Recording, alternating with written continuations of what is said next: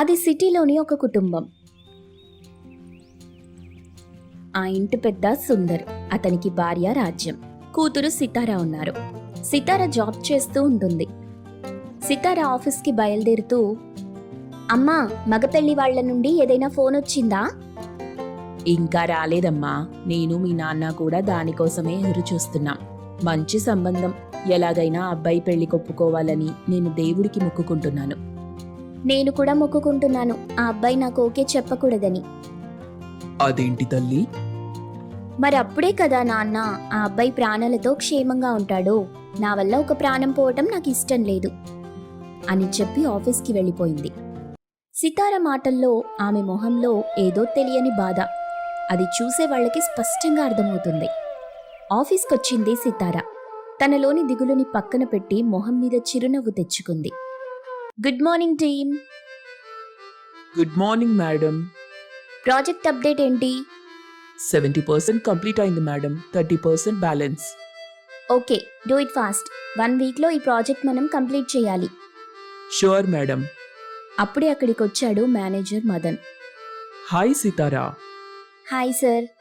Evening హోటల్లో client meeting ఉంది, రెడీగా ఉండండి, వెళ్దాం. Okay sir. By the way, last time మీరు ఇచ్చినటువంటి ప్రెజెంటేషన్ వాళ్ళకి బాగా నచ్చింది. Very good. మిమ్మల్ని సీనియర్ టీమ్ లీడర్గా ప్రమోట్ చేస్తున్నాను. Congratulations. Thank you sir you're welcome అని వెళ్ళిపోయాడు. Wow, hearty congratulations madam. Thank you so much. Sitara రాజ్యం ఇంట్లో కూర్చొని ఉన్నారు. హడావిడిగా బయట నుండి ఇంటికొచ్చాడు సుందరం. అమ్మాయి సితారా, నిన్ను పెళ్లి చూపులు చూసి సంబంధం కుదుర్చుకుని వెళ్ళిన ఆ పెళ్లి కొడుకు రాత్రి చనిపోయాడంట. అది విని షాక్ అయింది రాజ్యం. ఎలా చనిపోయాడండి? ఏమో తెలీదే. అంతా నా తలరాత. అందుకే చెప్పాను నాన్న, నాకు ఈ పెళ్లి చూపులొద్దని. విన్నారా? ఇలా నన్ను పెళ్లి చూపులు చూసుకుని వెళ్లిన పెళ్లి కొడుకులు చనిపోయిన ప్రతిసారి నలుగురిలో నాకెంత అవమానంగా ఉంటుందో తెలుసా మీకు? ఊరంతా నా గురించే మాట్లాడుకుంటున్నారు. అలాగని ఊరుకుంటే నీకు పెళ్ళెలా అవుతుందమ్మా? పెళ్లి కాకపోతే కాకపోని పుట్టింట్లోనే ఉండిపోతాను. నా తలరాత ఇలాగే రాసిపెట్టుందని సర్దుకుపోతాను. అంతేకాని నేను చెయ్యని తప్పుకు నిందలు పడలేను. నాకు సంబంధం లేని విషయానికి జనాల చేత మాటలు పడలేను అని ఏడుస్తూ గదిలోకి వెళ్ళిపోయింది. ఇదేంటండి, మన అమ్మాయి జాతకం ఇలా ఉందేంటి? మనతో సంబంధం కుదుర్చుకొని వెళ్ళిన ప్రతి అబ్బాయి చనిపోతున్నాడు. ఇప్పటికీ ఇది 3వది. నాకు భయంగా ఉందండి. ఇలాగే పోతే మన అమ్మాయికి ఎప్పటికీ పెళ్లి కాదేమో. అవునే, ఇలా అయితే ముందు ముందు మన అమ్మాయిని పెళ్లి చూపులు చూసుకోవడానికి కూడా ఎవ్వరూ రారు. మన అమ్మాయి పేరెత్తితేనే భయపడి చేస్తారు అని ఇద్దరూ కూతురి జీవితం గురించి దిగులు పడుతుంటారు. ఒక దగ్గర 4 అబ్బాయిలు కూర్చొని దారిలో వచ్చిపోయే అమ్మాయిలకి సైట్ కొడుతున్నారు. అప్పుడే సితార ఆఫీస్ నుండి ఇంటికొస్తూ ఉంటుంది. వాళ్లలో ఒకడు సితార వైపు చూసి, అమ్మ బాబోయ్, ఒరేయ్, అందరూ మొహాలు పక్కకి తిప్పుకొండ్రా అన్నాడు భయంగా. ఎందుకురా అంతగా భయపడిపోతున్నావు? అటువైపు చూడండి, మీకే తెలుస్తుంది అని సితార వైపు చూపిస్తాడు. ఆ అమ్మాయా? అని భయంగా మొహాలు తిప్పుకుంటారు ముగ్గురు. కాని 4వ వాడు మాత్రం మొహం తిప్పుకోడు. ఏంట్రా, అంత అందమైన అమ్మాయిని చూసి మొహాలు తిప్పుకుంటారు? సైట్ కొట్టాలి కాని. నీది పక్కూరు కదా, దాని గురించి నీకు తెలీదులే. దానికి సైట్ కొట్టినవాడు శవమై తేలుతాడు. బ్రతుకు మీద ఆశ ఉంటే తల పక్కకి తిప్పుకో, లేదంటే సైట్ కొట్టుకో. ఏరా, అంత పెద్ద బ్యాక్గ్రౌండ్ అతనిది. తనని చూసిన అబ్బాయిల్ని ఆ అమ్మాయి తరపు వాళ్ళు చంపేస్తారా? అయితే నాకు కూడా బ్యాక్గ్రౌండ్ చాలా ఉంది. ఏదైతే అది చూసుకుందాం. అసలు చూసుకోవడానికి నువ్వు బ్రతికుంటే కదరా. మీరేం మాట్లాడుతున్నారో నాకేం అర్థం కావట్లేదు. ఒరే పిచ్చోడా, తన బ్యాక్గ్రౌండ్ మనుషులు కాదు, నువ్వు వెళ్ళి డైరెక్ట్గా ఫైట్ చేయడానికి, చూసుకోవడానికి. మరింకేంటి? జాతకం. దానికి సైట్ కొట్టడం అంటే చావు వెతుక్కుంటూ వెళ్ళటమే. దాన్ని పెళ్లి చూపులు చూసుకుని వెళ్ళిన 3 పెళ్లి కొడుకులు చచ్చిపోయారు. ఆ లిస్టులో నువ్వు కూడా చేరతానంటే నీ ఇష్టం. అది విని 4వ వాడు భయపడిపోయాడు. అమ్మ బాబోయ్, అయితే నాకొద్దిది. బ్రతికుంటే ఇంతకంటే అందమైన అమ్మాయిలకి సైట్ కొట్టుకుంటాను అని 4వ వాడు కూడా తల పక్కకి తిప్పుకున్నాడు. వాళ్ల మాటలు చెవిన పడిన సితార చాలా బాధపడింది. సితార ఏడుస్తూ ఇంటికొచ్చింది. ఏమైందమ్మా? ఎందుకు ఏడుస్తున్నావు? అమ్మా, నాకు బ్రతకాలని లేదు, చచ్చిపోవాలనిపిస్తుంది.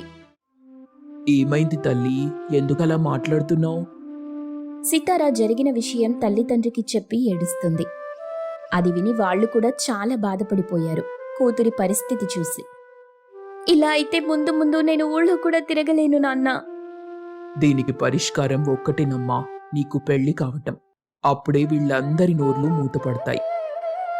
ఏం మాట్లాడుతున్నావు నాన్న? అసలు ఈ సమస్యలొచ్చిందే ఆ పెళ్లి చూపుల వల్ల. మళ్ళీ పెళ్ళంటారేంటి? అది జరగని పని. నా జాతకంలో పెళ్లి యోగమే లేదు. మళ్ళీ మళ్ళీ మీరు పెళ్లి చేయాలని ప్రయత్నం చేసి నన్ను ఇంకా ఇంకా నిందలు పడేలా చేయకండి. లేదమ్మా, ఈ సమస్యకి ఒక పరిష్కారం ఉంది.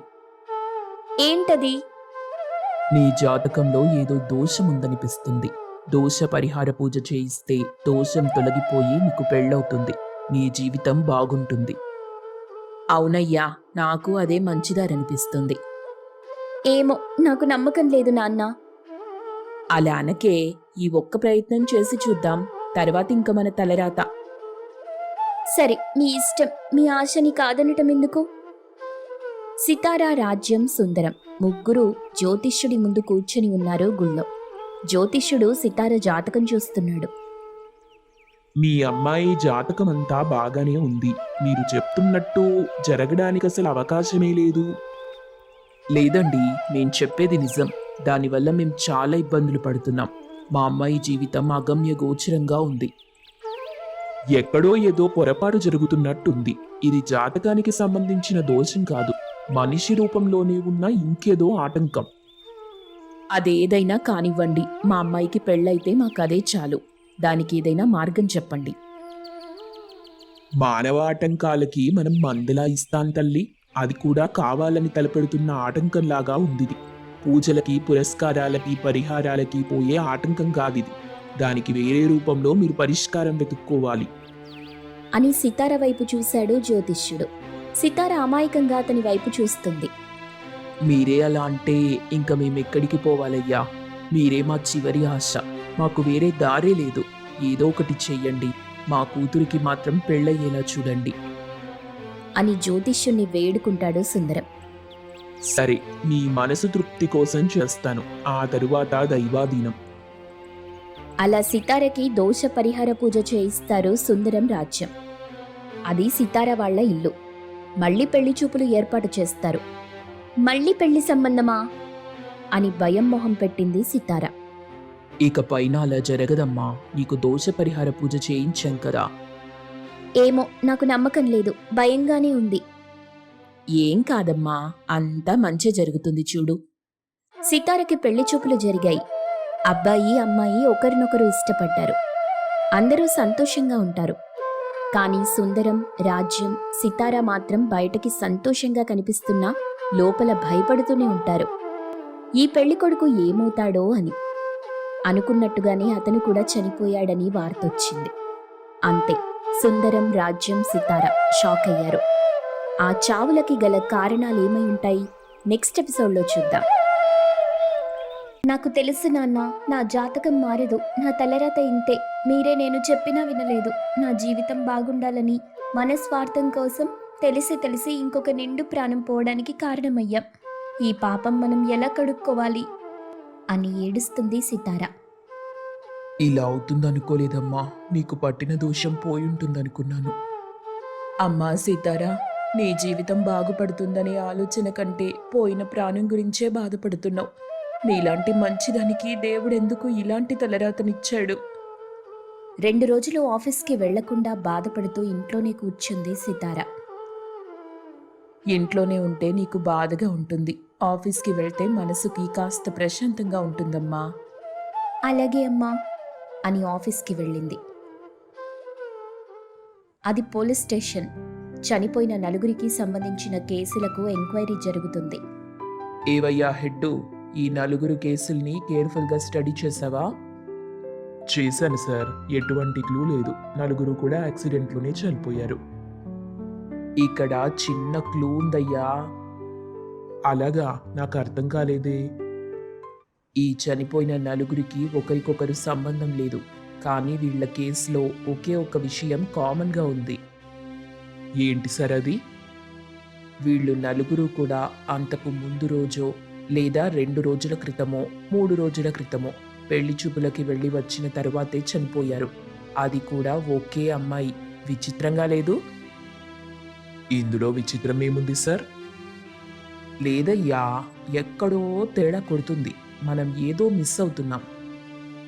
సార్, అది కోఇన్సిడెన్స్ అయి ఉండొచ్చు కదా. అలా ఎందుకు అనుకుంటున్నావు? ఆ అమ్మాయి ఏం చేస్తుంది సార్ వాళ్ళని? తనేమైనా వాళ్ళ భార్యనా అనుమానపడడానికి? ఒట్టి పెళ్లి చూపులే కదా జరిగింది. అలా కొట్టిపారయ్యకు. ఈ రోజుల్లో క్రైమ్ ఏ దారిలో జరుగుతుందో తెలీదు. మనుషులతో పాటు క్రైమ్ కూడా వివిధ దశలలోకి రూపాంతరం చెందుతుంది. ఎవరిని అంత తొందరగా నమ్మలేం. అందుకే ఆ అమ్మాయి తరపు నుండి ఎంక్వైరీ మొదలెడితే కేసుకి ఏదైనా ఇంప్రూవ్మెంట్ ఉంటుందేమో. అయితే ఆ అమ్మాయి వాళ్ళ ఊరికెళ్ళి ఎంక్వైరీ చేయమంటారా? లేదు లేదు, ముందు ఆ అమ్మాయి ఆఫీస్కి వెళ్ళి తనకి తెలియకుండా ఎంక్వైరీ చేయి. అక్కడే మనకి ఎక్కువగా ఇన్ఫర్మేషన్ తెలిసే ఛాన్స్ ఉంటుంది. సొంత ఊళ్ళో తన గురించి గుడ్గా చెప్పే ఛాన్స్ ఉంటుంది. ఎందుకంటే క్రైమ్ చేసేవాళ్ళు సొంత ఊళ్ళలో అయిన వాళ్ళకి తెలియకుండానే చేస్తారు. ఓకే సార్, ఎంక్వైరీ చేస్తాను అని వెళ్ళిపోతాడు. అది సితార ఆఫీస్ బయట. హెడ్ కానిస్టేబుల్ సివిల్ డ్రెస్లో సితార ఆఫీస్ బయట నిల్చొని ఉన్నాడు. అప్పుడే ఒక అమ్మాయి లోపలికి వెళ్తుంటుంది. అమ్మా, ఒక్క నిమిషం ఆగు. చెప్పండి. సితారా అనే అమ్మాయి పనిచేసేది ఇక్కడేనా? అవునండి. తను ఎలాంటి అమ్మాయి? మంచిదేనా? అవును, ఎందుకు అడుగుతున్నారు? ఏం లేదమ్మా, మా అబ్బాయికి ఈ అమ్మాయి సంబంధం వచ్చింది. నీకు తెలిసిందే కదా, ఈ రోజుల్లో పెళ్లికి ముందు అబ్బాయి తరపు వాళ్ళు అమ్మాయి తరపు వాళ్ళు ఎంక్వైరీ చేసుకుంటాం కదా, అందుకే అడిగానులే. అలాగా, మేడం చాలా మంచిది. గుండెల మీద చేయి వేసుకొని మీ అబ్బాయికి సీతారాం మేడంని చేసుకోవచ్చు. అలాగేనమ్మా, చాలా థ్యాంక్స్. అన్నట్టు నేను నిన్ను ఆ అమ్మాయి గురించి అడిగినట్టు తనతో అనకు. ఎందుకంటే పెళ్లికి ముందు అందరూ ఎంక్వైరీ చేసుకుంటారనే విషయం గురించి తనకి అవగాహన ఉన్నప్పటికీ ఇలా జరిగిందని వింటే కాస్త ఇబ్బందిగా ఉంటుంది కదా. అలాగేనండి, నేను అర్థం చేసుకోగలను. మేడంకి చెప్పనులేండి. సరేనమ్మా, వెళ్ళొస్తాను. సార్, ఆ సితారా గురించి వాళ్ళ ఆఫీస్లో ఎంక్వైరీ చేశాను. ఎటువంటి బ్యాడ్ ఇన్ఫర్మేషన్ తెలియలేదు. Very good girl. మనం అనుకున్నట్టు ఈ క్రైమ్లో తనకి ఎటువంటి ఇన్వాల్వ్మెంట్ లేదు. She is innocent. Okay okay, మరి వాళ్ళ ఊరి సంగతి ఏంటి? అంటే ఆ అమ్మాయి గురించి వాళ్ళ ఆఫీస్లో ఎటువంటి బ్యాడ్ ఇన్ఫర్మేషన్ తెలియలేదని ఇక నేను వాళ్ళ ఊరికి వెళ్ళలేదు సార్. ఏంటయ్యా హెడ్డు, ఏ ఎంక్వైరీ అయినా ఫుల్గా చేయాలి. సగం సగం చేసి వదిలేయకూడదు. వెళ్ళి ఒకసారి అక్కడ కూడా ఎంక్వైరీ చేయి. అక్కడ కూడా క్లియర్గా ఉంటే మనం ఆ అమ్మాయిని అనుమానించడం వదిలేసి వేరే దారిలో మూవ్ అవ్వచ్చు. ఓకే సార్ అని వెళ్ళిపోతాడు. అది సీతార వాళ్ళ ఊరు. హెడ్ కానిస్టేబుల్ ఆ ఊరికొచ్చి వాళ్ళకి తెలియకుండా సీతార గురించి అందరినీ ఎంక్వైరీ చేస్తుంటాడు. ఒక ఆవిడని ఇలా అడుగుతాడు. సితారా ఎలాంటి అమ్మాయి? చాలా మంచి పిల్ల సార్. ఆఫీసు ఇల్లు తప్ప వేరే ప్రపంచమే లేదు తనకి. ఆ అమ్మాయి ఎవరినైనా ప్రేమించిందా? చచ్చా, అసలు అలాంటివి ఆ అమ్మాయికి నచ్చనే నచ్చవు. పద్ధతి గల పిల్ల. అలాంటి వాటికి దూరంగా ఉంటుంది. అవును, ఆ అమ్మాయికి పెళ్లి కావటం లేదంట కదా, ఎందుకు? పాపం సితార, తనకేదో దోషం ఉందంట.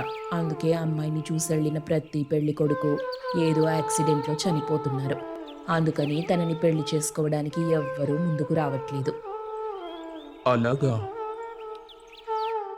సార్, ఆ అమ్మాయి గురించి ఎంక్వైరీ చేశాను. తనకి ఏదో దోషం ఉందంట. అందుకే ఆ అమ్మాయిని పెళ్లి చూపులు చూసిన అబ్బాయిలందరూ చనిపోతున్నారంట. ఆ ఊరి వాళ్ళంతా చెప్తున్న మాట ఇదే. అది తప్ప తన గురించి ఎటువంటి బ్యాడ్ ఇన్ఫర్మేషన్ ఇవ్వలేదు ఎవ్వరూ కూడా. అలాగా, అయితే నేనే పొరపాటు పడి ఉంటానంటావా? అవును సార్. ఓకే ఓకే, ఈ కేసును ఎటువైపు నుండి డీల్ చేయాలో అర్థం కావట్లేదయ్యా. అది సరే, ఈ దోషాలకు మనుషులు చచ్చిపోవడం నువ్వు నమ్ముతావా? అంటే కొన్నిసార్లు జరిగే అవకాశం ఉంది సార్. సరే చూద్దాం, ఈ కేసు ఎటు మలుపు తిరుగుతుందో, ఎక్కడి నుండి మనకి క్లూ దొరుకుతుందో. చివరగా ఒక మాస్టర్ ప్లాన్ వేసి చూస్తాను. ఏంటి సార్ ఆ ప్లాను? చెప్పడం ఎందుకు, నువ్వే చూస్తావుగా. అది సితార ఇల్లు. అమ్మా, నీకు మళ్ళీ ఇంకో సంబంధం వచ్చింది. మళ్ళీ ఏంటి నాన్న, నన్ను ప్రశాంతంగా ఉండనివ్వరా? నేను చెప్పేది ఒక్కసారి వినమ్మా. ఇందులో మోసం ఏమీ లేదు. అతనికి నిజం మొత్తం చెప్పాను. అతనికి ఇలాంటి జాతకాల మీద నమ్మకం లేదంట. సరే, మీ ఇష్టం. పెళ్లి చూపులు జరుగుతున్నాయి. నేను అబ్బాయితో పర్సనల్గా మాట్లాడాలి అలాగేనండి. అని ఇద్దరూ పక్కకెళ్లారు. నేను మీకు నచ్చానా? చాలా బాగా నచ్చారండి. మరి మీకు? నచ్చడం ఏముందిలే గాని, మిమ్మల్ని పెళ్లి చేసుకోవాలంటే నాకు కొన్ని కండిషన్స్ ఉన్నాయి. ఏంటో చెప్పండి. పెళ్ళయ్యాక మనిద్దరం వేరు వేరు బెడ్రూమ్స్లో ఉండాలి. నా పర్మిషన్ లేకుండా నా ఫోన్ కానీ ల్యాప్టాప్ కానీ ఏదీ ముట్టుకోకూడదు. నేను వంట చేయను. ఆఫీస్కి వెళ్ళొచ్చేసరికి నాకు సరిపోతుంది. కాబట్టి అదన్నీ మీ అమ్మే చూసుకోవాలి. నా శాలరీలో సగమే మీకు ఇస్తాను. నేను ఆఫీస్ నుండి ఎంత లేట్గా ఇంటికొచ్చినా నన్ను ప్రశ్నలు వేయకూడదు. నాకెవరైనా ఫోన్ చేసినా దాని గురించి ఎంక్వైరీ చేయకూడదు. నా మీద అనుమానాలు పెంచుకోవటం, స్పై చేయటం కుదరదు. దీనంతటికీ మీకు ఓకే అయితే నాకు ఓకే. ఆలోచించుకొని ఇంటికెళ్ళాక మీ నిర్ణయం చెప్పండి. అలాగే. మగపెళ్లి వాళ్ళు వెళ్ళిపోయారు. సితార వికాస్తో మాట్లాడింది చాటుగా విని షాక్ అవుతుంది రాజ్యం. సీతారేంటి ఇలా మాట్లాడుతుంది? అని అయోమయంలో పడిపోయింది. అది సితార ఆఫీస్. ఆ రోజు శ్రావణ శుక్రవారం కావడంతో సితార అందంగా తయారై చీర కట్టుకుని ఆఫీస్కొస్తుంది. తన డెస్క్ దగ్గర కూర్చుని వర్క్ చేసుకుంటుంది. ఎక్స్క్యూజ్ మీ, సితార గారు, ఒకసారి నా క్యాబిన్కి వస్తారా? ప్రాజెక్ట్ గురించి డిస్కస్ చేయాలి. ఓకే సార్ అని సితార మదన్ రూంలోకి వెళ్ళగానే చటుక్కున వాటేసుకున్నాడు మదన్. ఏంటి ఈరోజు మరీ పొద్దున్నే మొదలెట్టేశావు? ఎప్పుడూ ఏదైనా హోటల్లోనే అంటావు కదా. ఈరోజు నువ్వు చాలా అందంగా ఉన్నావు. నిన్ను చూస్తుంటే పిచ్చెక్కిపోతుంది. ఆగలేకపోతున్నాను. అంత విరహవేదన దేనికో? నా అందం సొంతం చేసుకునే మగాడివి నువ్వే కదా. నిజమే, కానీ ఆ అందాన్ని ఎంత అనుభవించినా నా దాహం తీరటం లేదే. రోజు రోజుకు పెరుగుతున్న నీ అందం చూసి నా దాహం కూడా క్రమేపీ పెరిగిపోతుంది. ఏం, ఇంట్లో నీ భార్య ఉంది కదా, నీ దాహం తీర్చట్లేదా ఏంటి? చిచ్చి, అది దాని జిడ్డు మొహం. దాని దగ్గరికి వెళ్ళాలంటేనే నాకు అసహ్యం. ఎన్నాళ్ళీ రాసలీలలు? నాకు ఆఫీస్లోనే పర్మనెంట్గా పోస్ట్ ఇస్తావా ఏంటి? లేదు లేదు, కొద్ది రోజులు ఓపిక పట్టు. పబ్లిక్గా మనిద్దరం కలిసి తిరగచ్చు. అబ్బాయి గారు అంత తొందరపడితే ఎలా? తేడా వస్తే విషయం మొత్తం ఆఫీస్లో తెలిసిపోతుంది. అది ఇద్దరికీ మంచిది కాదు. ఇన్నాళ్ళు గుట్టుగా జరుగుతున్న దాన్ని బట్టబయలు చేసుకోకూడదు. సమస్యలొచ్చి పడతాయి. సాయంత్రం వరకు కాస్త ఓపిక పట్టు. హోటల్కెళ్ళాక నీ కోరిక తీరుస్తాను. సర్లే, నీ పెళ్లి చూపుల పరిస్థితి ఏంటి? డోంట్ వరీ, వాడి పెళ్లికి ఒప్పుకోడులే. ఒకవేళ ఓకే అన్నా కానీ నాకొచ్చిన నష్టమేముంది? ఇంతకు ముందు ఆ నలుగురిలాగే వీడి ప్రాణాలు కూడా గాల్లో కలిసిపోతాయి. నీ తెలివికి నా జోహార్లు. ఇలాంటి ఆలోచన ఎవ్వరికీ రాదు. మరి పెళ్ళయ్యాక చంపితే ఖచ్చితంగా భార్య మీదే అందరికీ అనుమానం వస్తుంది. దొరికిపోవటం ఈజీ. అదే పెళ్లికి ముందు చంపితే అసలు పెళ్లి కూతురు మీద ఎవ్వరికీ అనుమానం రాదుగా. అవును, మనం నలుగురిని చంపినా గాని అదే మనల్ని కాపాడుతుంది, ఎవ్వరికీ అనుమానం రాకుండా. వీడు కూడా నాకు ఓకే చెప్పాడంటే అది వాడి కర్మ. వాడి చావుని వాడు కోరుకున్నట్టే. చూద్దాం వీడి ఆయుష్ గట్టిదో కాదో అని ఇద్దరూ నవ్వుకున్నారు. అది మదన్ ఇల్లు. తన భార్యని విడాకులివ్వమని బలవంత పెడుతుంటాడు మదన్. ఏమైంది మీకు? ఎందుకిలా ప్రవర్తిస్తున్నారు? నేనేమైనా తప్పు చేశానా? అదంతా అనవసరం. నాకు నువ్వొద్దు. నాకు విడాకులు కావాలి. మీరెందుకలా అడుగుతున్నారో నాకు తెలుసు. ఈ మధ్య మీరు ఎవరో అమ్మాయితో ఫోన్లో ఎక్కువగా మాట్లాడుతున్నారు. అవును, అయితే ఏంటి? ఇది అన్యాయమండి. నా జీవితం ఏమైపోతుంది?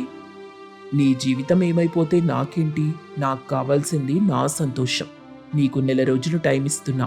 మర్యాదగా విడాకులిస్తే ఓకే, లేదంటే చంపేస్తాను అని వార్నింగ్ ఇచ్చి వెళ్ళిపోయాడు. అది పోలీస్ స్టేషన్. సుశీల భర్తపై కంప్లైంట్ ఇవ్వడానికి పోలీస్ స్టేషన్కొచ్చింది. చెప్పమ్మా, ఏంటి నీ సమస్య? మా ఆయన నన్ను విడాకులు ఇవ్వమని వేధిస్తున్నాడు సార్. కారణమేంటి?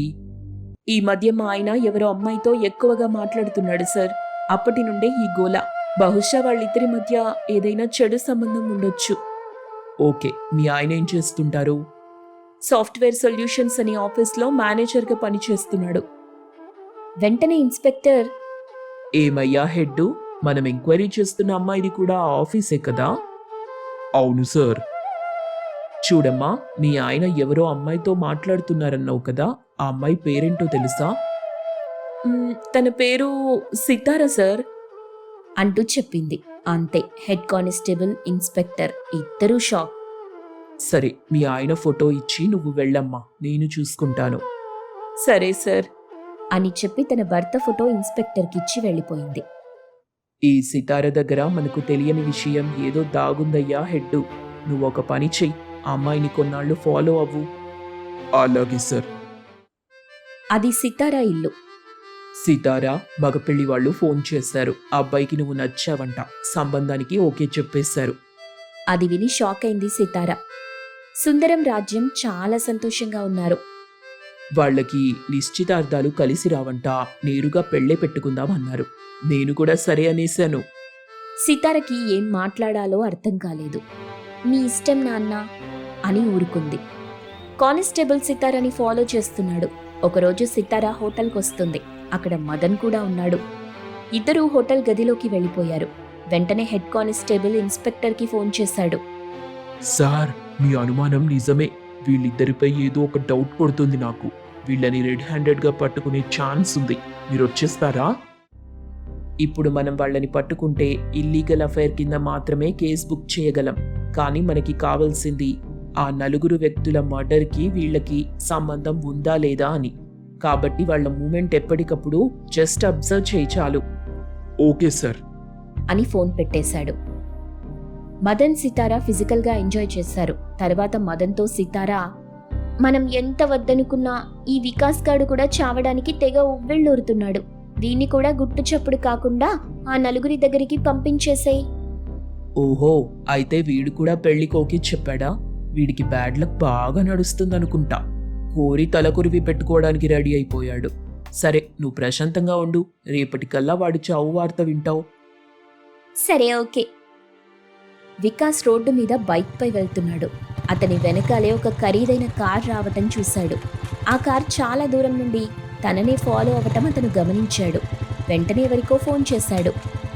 సరిగ్గా రోడ్డుపై ఎవ్వరూ లేని నిర్మానుష్య ప్రదేశంలోకి వెళ్ళాక కారు స్పీడ్ పెరిగింది. వేగంగా వచ్చి వికాస్ బైక్ని గుద్దబోయింది. విషయం మొత్తం గ్రహించిన వికాస్ వెంటనే దాని నుండి పక్కకి తప్పించుకొని తన జేబులో సిద్ధంగా ఉంచుకున్న ఇనుప మేకుల్ని ఆ కారు కింద విసిరేశాడు. అంతే, కార్ టైర్ పంచర్ అయిపోయింది. కారులో నుండి ముసుగు మనిషి బయటకొచ్చి పరుగెత్తబోయాడు. ఎదురుగా ఇన్స్పెక్టర్ రివాల్వర్ గురిపెట్టి నిలబడున్నాడు. వెనక్కి పరుగెత్తపోయాడు. వెనకాల వికాస్ కూడా రివాల్వర్తో గురిపెట్టి ఉన్నాడు. మిమ్మల్ని పట్టుకోవడానికి నేను ఎరగా వేసిన మా పోలీస్ ఆఫీసరే ఈ వికాస్. ఆ ముసుగు మనిషి కళ్ళలో ఆశ్చర్యం స్పష్టంగా అర్థమవుతుంది. తప్పించుకునే అవకాశం లేక ఆ ముసుగు మనిషి చేతులు పైకెత్తి లొంగిపోయాడు. ఇన్స్పెక్టర్ అతని దగ్గరికి వెళ్లి అతని ముఖానికి ఉన్న ముసుగు తీశాడు. అతను ఎవరో కాదు, మదన్. యూ రాస్కల్, ఇన్నాళ్ల నుండి తప్పించుకుంటున్నావు. ఎంతటి తెలివైన నేరస్తుడైనా ఏదో ఒక రోజు పట్టుబడక తప్పదు. మీ ఇద్దరి అఫైర్ కోసం అమాయకుల్ని చంపుతున్నావా బాస్టర్డ్? పదరా స్టేషన్కి. అప్పుడే మరొక పోలీస్ టీం సితారా ఇంటికి వెళ్ళింది. వాళ్ళని చూసి షాక్ అవుతుంది సితారా. విషయం మొత్తం సితారా తల్లిదండ్రులకి చెప్పి సితారాని కూడా అరెస్ట్ చేసి పోలీస్ స్టేషన్కి తీసుకెళ్తారు. సితారా తల్లిదండ్రులు షాక్లో ఉంటారు. మరుసటి రోజు పేపర్లో పెళ్లి చూపులకొచ్చిన పెళ్లి కొడుకులను తన ప్రియుడితో కలిసి చంపేస్తూ దాన్ని యాక్సిడెంట్గా మారుస్తున్న కిలాడీ లేడీ అనే న్యూస్ వస్తుంది. సితారా తల్లిదండ్రులు, సితారా, ఆ ఊరి వాళ్ళు, ఆఫీస్ వాళ్ళు అందరికీ ఆ విషయం తెలిసి షాక్ అయ్యారు. చేసిన నేరాలకు సితారకి, మదన్కి కోర్టు జైలు శిక్ష విధించింది.